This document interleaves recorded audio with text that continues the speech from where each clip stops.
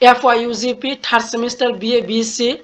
regular যিসকল ছাত্ৰ ছাত্ৰী পঢ়ি আছে তো তেওঁলোকৰ কাৰণে আজিৰ ভিডিঅ'টো অত্যন্ত গুৰুত্বপূৰ্ণ হয়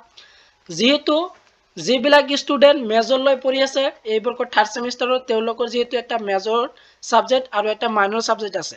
যেহেতু ইতিমধ্যে তোমালোকৰ মেজৰ যেটো সাবজেক্ট আছিল মেজৰ যেটো দুটা পেপাৰ তো দুটা পেপাৰ যেটো তোমালোকে ফাৰ্স্ট পেপাৰটো 1 ডিসেম্বৰ আৰু তোমালোকৰ যেটো মেজৰ যেটো সেকেন্ড পেপাৰ হেতু যেটো তোমালোকে 3 ডিসেম্বৰ বা আজি তোমালোকে এক্সামটো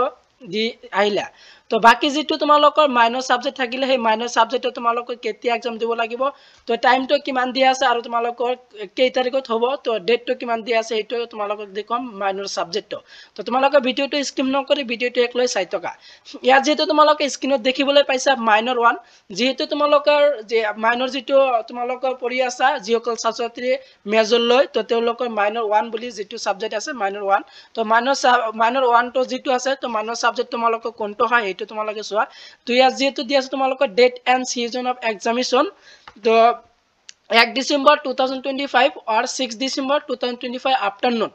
তো এইটো তোমালোকৰ যে মাইনৰ 1 যেটো আছে সেই মাইনৰ 1ৰ এইটো এইবিলাক আছিল পেপাৰ লিষ্ট বা সাবজেক্টৰ তো সাবজেক্টটো তোমালোকে চোৱা যে যিসকলে অনলি মাইনৰ পঢ়ি আছে তো মাইনৰ পৰা ছাত্ৰ ছাত্ৰীসকলে যেটো এই সাবজেক্টটো তেওঁলোকৰ 1 ডিসেম্বৰত এক্সাম আছিল বা কোনোবাই যদি 1 ডিসেম্বৰত এক্সাম দিয়া নাই তো তেনেহলে তেওঁলোকে আকৌ 6 ডিসেম্বৰত দিব পাৰিব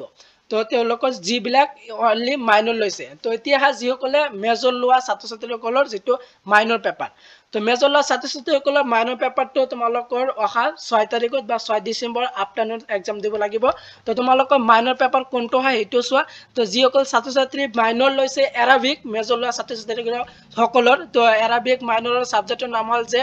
এৰাবিক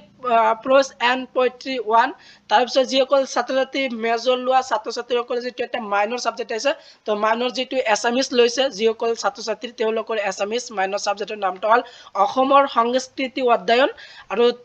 যিসকল ষ্টুডেন্ট বেংগলী লৈছে বেংগলী সাবজেক্টৰ নামটো দিয়া আছে বড়ো ইকোনমিক্স তো ইকোনমিক্স সাবজেক্টৰ নামটো হ'ল মাইনৰ সাবজেক্টটো যে ইন্টাৰমিডিয়েট ইকোনমিক্স তাৰ পিছত এডুকেশন যিসকল ছাত্ৰ ছাত্ৰী থাৰ্ড সেমিষ্টাৰ মাইনৰ লৈ পঢ়ি আছে মেজৰ লোৱা ছাত্ৰ ছাত্ৰীসকলে যেটো এটা মাইনৰ আছে এই মাইনৰ সাবজেক্টটো হ'ল এডুকেশন হেতু নাম আছিল কি এডুকেশনাল সোশিয়োলজি তাৰ পিছত দিয়া আছে ইংলিশ তো ইংলিশৰ তোমালোকৰ নামটো দিয়া আছে ইংলিশৰ সাবজেক্টটো চাই লবা তাৰ পিছত দিয়া আছে হিন্দী হিষ্টৰী তো গোটেইবিলাক সাবজেক্ট ইয়াত দিয়া আছে তো সাবজেক্ট খিনি তোমালোকে চোৱা তো তাৰ পিছত দিয়া আছে হিষ্টৰী তো হিষ্টৰী যিসকল ছাত্ৰ ছাত্ৰী মাইনৰ লৈছে মেজৰ লোৱা ছাত্ৰ ছাত্ৰীসকলৰ তো সেই হিষ্টৰী সাবজেক্টৰ নামটো আছিল যে মাইনৰ পেপাৰটো হ'ব হিষ্টৰী অফ ইণ্ডিয়া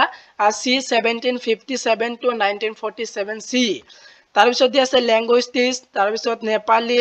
তাৰ পিছত ফিলসফি তো ফিলসফি যিসকল ছাত্ৰ ছাত্ৰী মাইনৰ লৈছে তো মাইনৰ লোৱা ফিলসফি সাবজেক্টৰ নামটো ইয়াত দিয়া আছে তো পলিটিক্যাল সায়েন্স সাবজেক্টৰ যিসকল ছাত্ৰ ছাত্ৰী মেজৰ লৈ পঢ়িছে তো মেজৰ লোৱা ছাত্ৰ ছাত্ৰীসকলৰ যেটো মাইনৰ সাবজেক্ট আছে মাইনৰ লৈ পঢ়ি আছে তো মাইনৰ সাবজেক্টৰ নামটো হ'ব তোমালোকৰ পাৰ্সপেক্টিভ অন পাব্লিক এডমিনিষ্ট্ৰেচন এইটো আছিল মাইনৰ সাবজেক্ট পলিটিক্যাল সায়েন্সৰ তাৰ পিছত দিয়া আছে তোমালোকৰ সোশিয়োলজি তো সকলোবিলাক সাবজেক্টৰ নামটো দিয়া আছে তোমালোকে চাই লবা BA BSc বিলাকো দিয়া আছে যেনে BSc বিলাক বটানী তো বটানী মাইনৰ সাবজেক্টটো হ'ল এইটো নাম আছিল কেমিষ্ট্ৰি 3 এইটো আছিল যিসকল ছাত্ৰ ছাত্ৰী মেজৰ লৈ পঢ়ি আছে তো মেজৰ লোৱা ছাত্ৰ ছাত্ৰীসকলৰ যেটো এটা মাইনৰ সাবজেক্ট আছে সেই মাইনৰ সাবজেক্টৰ এইবিলাক আছিল লিষ্ট তো লিষ্টটো তোমালোকক পাই প্ৰগ্ৰামটো তোমালোকৰ যেটো ডেসক্ৰিপচনত লিংকটো দিয়া থাকিব তাৰ পৰা তোমালোকে চাব পাৰা নহলে তোমালোকে ইয়াৰ পৰা চোৱা যিসকল ছাত্ৰ ছাত্ৰী মেজৰ লোৱা ছাত্ৰ ছাত্ৰীসকলৰ যেটো এটা মাইনৰ সাবজেক্ট যেটো জুলজি লৈছে তেওঁলোকৰ তো জুলজি সাবজেক্টৰ নামটো দিয়া আছে এইটো জেনাৰেটিক্স তাৰ পিছত statistics physics mathematics home science geography তো গোটেইবিলাক সাবজেক্টৰ নামটো দিয়া আছে তো তোমালোকে লিষ্টটো ভালদৰে চাই লবা আৰু তোমালোকৰ যেটো মাইনৰ সাবজেক্টৰ এক্সামটো কেতিয়া হ'ব 6 ডিসেম্বৰ 2025 এই বৰ্ষতে 6 ডিসেম্বৰ যেটো ডিসেম্বৰ চলি আছে তো 6 ডিসেম্বৰ তোমালোকৰ আবেলি দিব লাগিব এক্সামটো আফটাৰনুনত তো কেতিয়াৰ পৰা দিব লাগিব টাইমটো যেটো তোমালোকৰ ইয়াত দিয়া আছে তোমালোকৰ প্ৰগ্ৰামটো তো আফটাৰনুনত যেবিলাক এক্সাম হ'ব তোমালোকৰ 1:30 পৰা 4টা বজালৈ তোমালোকে এক্সাম দিব লাগিব তো তোমালোকৰ যে মেজৰ লোৱা ছাত্ৰ ছাত্ৰীসকলে যিটো মাইনৰ ছাবজেক্ট আছিল সেইটো মাইনৰ ছাবজেক্ট এইবিলাক আছিল তো মাইনৰ ছাবজেক্টখিনিও চাই ল'বা তো তোমালোকৰ সেই মাইনৰ ছাবজেক্টটো কিমান তাৰিখত এক্সাম দিব লাগিব 6 ডিচেম্বৰত এক্সাম দিব লাগিব আৰু আবেলি দিব লাগিব আৰু যিসকল ছাত্ৰ ছাত্ৰী অনলি মাইনৰ পঢ়ি আছে তো মাইনৰ পৰা ছাত্ৰ ছাত্ৰীসকল যিহেতু ফাৰ্ষ্ট পেপাৰ যিটো আছিল তো সেই ছাবজেক্টটো যদি 1 তাৰিখত আছিল কোনোবা যদি 1 তাৰিখত এক্সাম দিব পৰা নাই কিবা কাৰণত তেওঁলোকেও আকৌ 6 তাৰিখত দিব পাৰিব তো এইটোৱেই দিয়া আছে তো তোমালোকে ৰুটিনটো তোমালোকে ভালদৰে চাবা তো ভিডিঅ'টো আজি ইমানেই